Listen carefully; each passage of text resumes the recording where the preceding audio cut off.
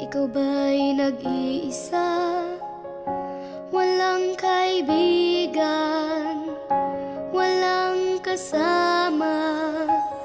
Ikaw ba'y nalilito?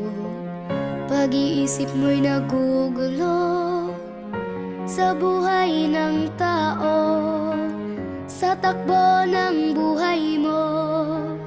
Ikaw ba'y isang mayaman o ika'y isang mahirap lang?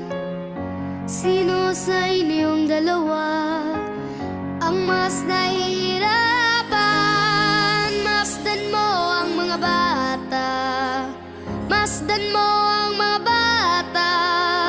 Ikaw ba'y walang nakikita sa takbo